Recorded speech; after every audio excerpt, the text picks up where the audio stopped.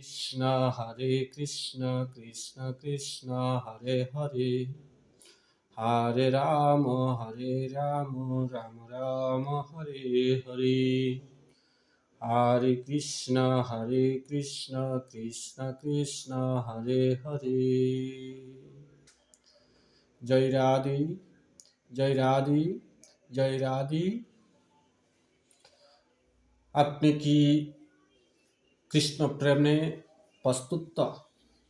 যদি প্রস্তুত থাকেন তাহলে আমাদের সাথে হৃদয় বন্ধনে আবদ্ধ হন। আর যদি কৃষ্ণ প্রেমে যদি প্রস্তুত না থাকেন তাহলে আপনি দূরদেশে চলে যান। ভাগবত শ্রবণ এমন একটি, ভাগবত শ্রবণ করলে কি হয়? ভাগবত শ্রবণের মাধ্যমে আমরা জানতে পারি ভাগবতের একটি মাহাত্ম্য আছে। যেমন ভাগবতের মাহাত্ম্যটি হচ্ছে ভাগবত গীতার ভাষ্য, গীতার অনেক দৃষ্টান্ত শুনে অনেক চোর বদমাইশ ডাকাত এগুলো অনেক ধর্মপথে আসছে। যেমন চোর যাচ্ছে চোরের পথে, ভাগবতের আলোচনা শুনে তখন সে চুরি করা ছেড়ে দিয়েছে। ডাকাত যাচ্ছে ডাকাতের পথে, তখন ভাগবতের আলোচনা শুনে, ভাগবতের প্রেম ভক্তি শুনে সেই ডাকাতিগুলো পরিত্যাগ করছে। যেমন হিংস্র প্রাণী যারা আছে সেইগুলো ভাগবতের আলোচনা শুনে, ভাগবতের ভক্তিমূলক কথা শুনে সেগুলো থেকে বঞ্চিত হয়েছে। তাই আপনি সেই ভাগবতের আলোচনা যদি কর্ণপাত করেন তাহলে আপনি প্রস্তুত থাকেন। আপনি প্রস্তুত থাকলে আপনি ভাগবতের কর্ণপাত আপনার হৃদয়ে গিয়া বিলীন হবে।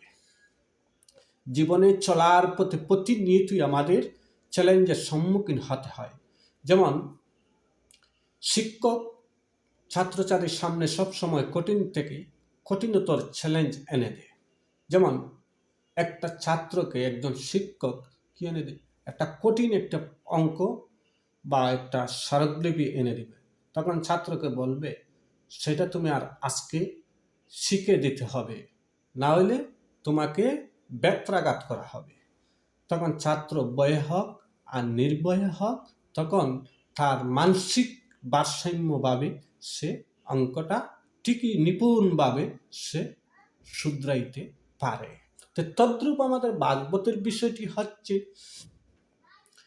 শিক্ষক চান তার ছাত্রছাত্রীরা কোনো বিষয়ে গভীরভাবে জ্ঞান লাভ করুক। তদ্রূপ আমাদের অনাদির আদি গোবিন্দ সবসময়, অনাদির আদি গোবিন্দ সেটাই চায়, আমার ভক্ত গভীরভাবে গভীরতরভাবে আমাকে স্মরণ করুক, আর আমাকে স্মরণ করলে আমি তাকে উত্তীর্ণ একটি ভালো রেজাল্ট দেব। তদ্রূপ এই বিষয় যতই জটিল থাকুক, কারণ লেভেল ক্রমাগত বৃদ্ধি পায়, চ্যালেঞ্জ যত বেশি হোক, যত ভালোভাবেই আমরা তো মোকাবেলা করতে পারি, ততই আমরা আত্মশক্তি বলিহান হতে পারি। জীবনের চ্যালেঞ্জগুলোকে এক একজন এক একভাবে সামাল দেয়। যেমন কেউ আছে সুঠাম দেহ গঠনের আগ্রহী হয়, ভালো স্বাস্থ্য, সুঠাম দেহ, সুন্দর চেহারা, সুন্দর দেহগুলো নিয়ে অনেক আগ্রহী হয়। যেমন অনেক পুরুষ আছেন কালো রমণীকে ভালো পায় না, কালো রমণীকে সে কুৎসিত চেহারার কোনো মহিলাকে সে কখনো পছন্দ করে। সবসময় সুঠাম দেহ, সুঠাম বডি, সুঠাম পেস, সুঠাম এইগুলো দেহের পরিবেষ্ট রমণীকে একজন ভালো পুরুষ তার দিকে নজর দেয়। আর কুৎসিত মনের, কুৎসিত চেহারা এইরকম নারীর প্রতি কোনো পুরুষের লোক যায় না। তদ্রূপ সেই রকম একটি মানুষ তার নিয়মিত সুঠাম দেহর আগ্রহী হয়। যেমন সম্পর্কের ক্ষেত্রে তাই সময়ের সাথে সাথে জীবনের অনেক চ্যালেঞ্জ আসে। যখন পারিবারিক, সামাজিক, পেশাগত জীবনে সেই চ্যালেঞ্জগুলো ধৈর্যের সঙ্গে মোকাবিলা করতে হয়। যেমন ধৈর্যের সঙ্গে মোকাবিলা করতে হয় কি? ধৈর্যের সময় যেমন আমাদের অনেক সময় অনেক ঘূর্ণিঝড়ের মতন গুড়িপাত দুর্দিন জীবনে চলে আসে।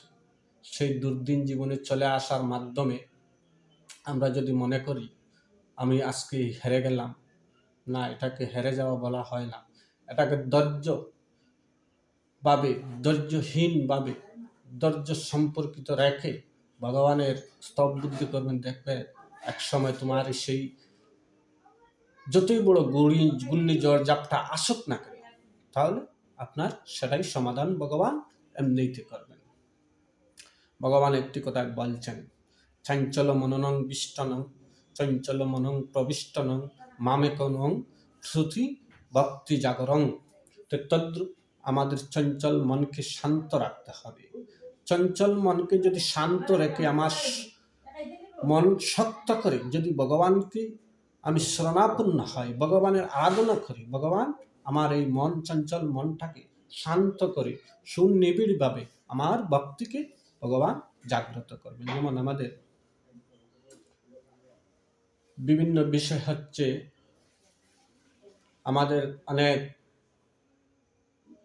বিষয়গুলো আমরা শাস্ত্রসম্মত যদি বিষয়গুলো মেনে চলতে পারি বা বিষয়গুলোর যদি আমরা মানানসইভাবে পরিচর্যার মাধ্যমে সহনশীলতার মাধ্যমে আমরা হৃদয়ে ধারণ করতে পারি, তাহলে আমাদের জড়জাপটা, দুর্দশা, দুঃখ, জরা, ব্যাধি এইগুলো অনেক দূরে থাকবে, আমাদের পাশে আসবেই না।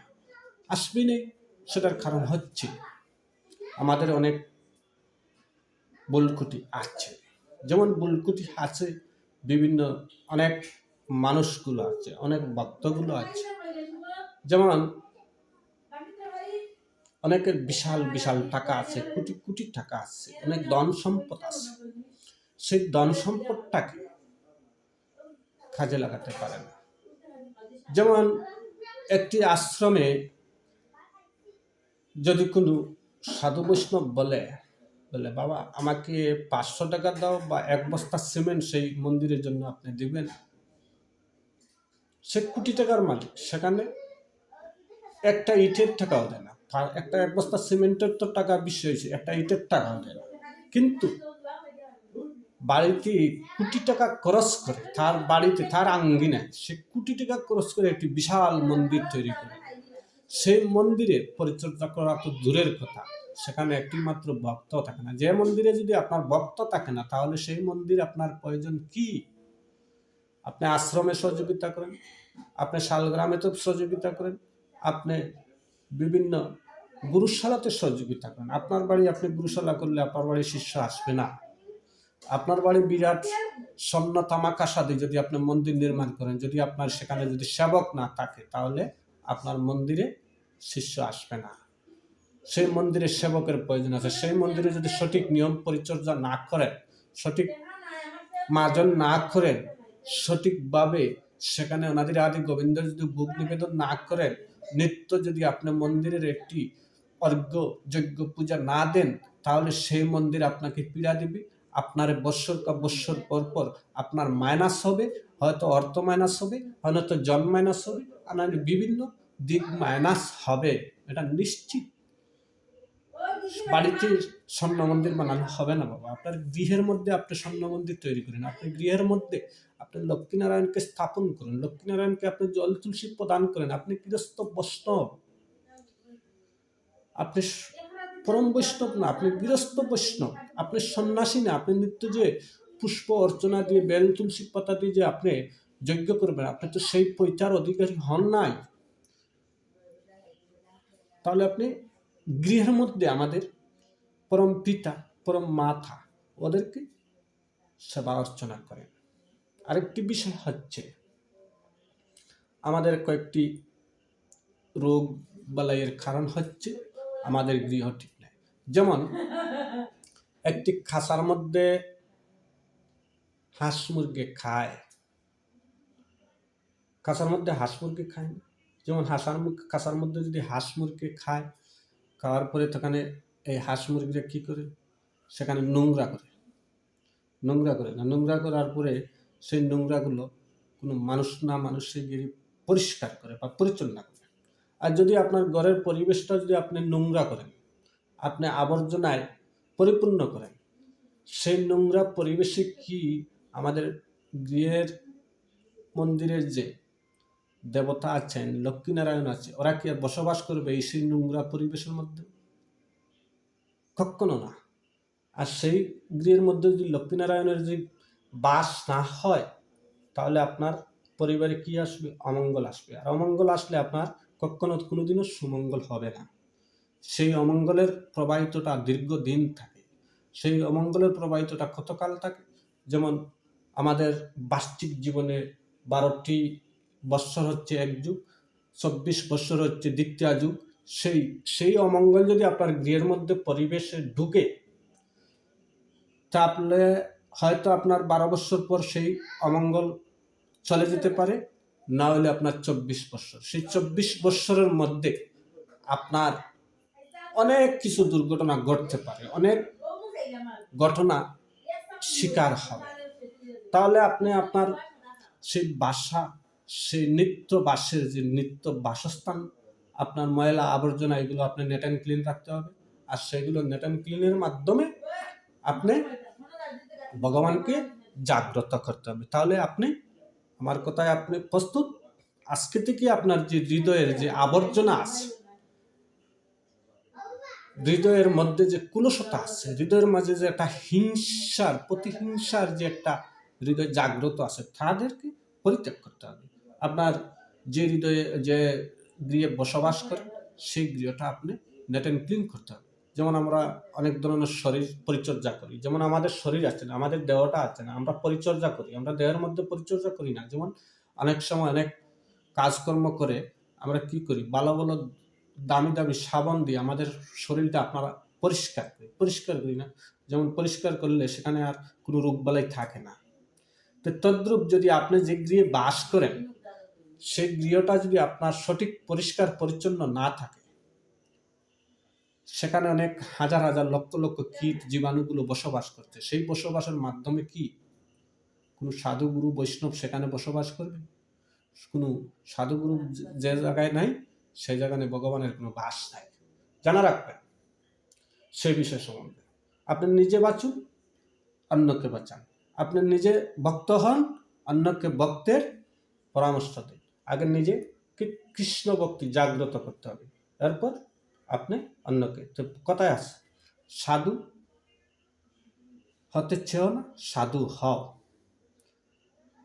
তাহলে আমাদের আজকালকে সমাজে অনেক প্রোগ্রামে, বিভিন্ন চ্যানেলে, বিভিন্ন মিডিয়ায় আমরা দেখতে পাই অনেক সাধু বৈষ্ণব গুরুজন।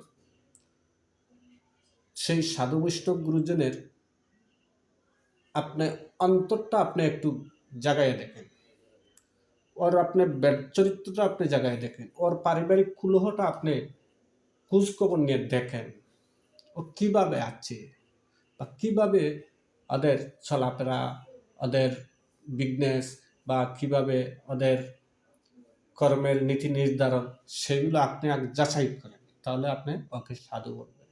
সাধু বলতে হলে আর সাধুত্ব দেখতে হবে। আমাদের অনেক পাঠকগণ আছে, অনেক বক্তাগণ আছে, ওরা হাঁস মুরগের রান চিবায়, আবার ভাগবত আলোচনায় গিয়ে বড় বড় কথা বলে। আমিষণং পরিদানং হৃদয়ং স্থাপনং নিরামিষ ভোজনং হৃদয় কুলুষতং। যে আমাদের হৃদয়টা কুলুষিত হৃদয় আছে, সেই হৃদয়টাকে পরিত্যাগ করো। ভগবান গোবিন্দ যে প্রসাদ ভোজন করে, সেই প্রসাদটা তোমার হৃদয়ে প্রবেশ করো। আপনি যেগুলো রাক্ষস অসুরগুলো ভোজন করে, সেইগুলো ভোজন আপনি পরিত্যাগ করেন, সেটা আমাদের শাস্ত্রে বলছে। তাহলে সেটা যদি আমাদের আলোচক বা পাঠকগণ যদি সেটা বলে, সেই পাঠক কি খাবার খায়, সেই বক্তা কি খাবার খায়, সেটা শুনে আপনি উপলব্ধি করবেন। ব্যাসাসনে বসে গিয়ে ভক্তগণকে উল্টাপাল্টা কথা বলে, ভক্তগণকে বিভ্রান্তি করে, এক বাবার সন্তান বহুমাত্রায় জীবনযাপন, সেটা হবে না, এটা সম্ভব না। শাস্ত্র সবার জন্য এক, মেথরের জন্য একটা নয়, ব্রাহ্মণের জন্য একটা নয়, সবার জন্য শাস্ত্র একই সমান।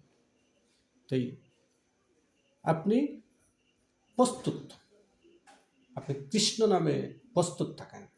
আপনি কৃষ্ণ নাম যত শ্রবণ করবেন, যত কীর্তন করবেন, দেখবেন এমনি কৃষ্ণ প্রেম সাগরে আপনি ডুবে নিমজ্জিত হবেন। জয় রাধি। আপনি কৃষ্ণ নামে জাগ্রত থাকেন। হরি বল, হরি বল।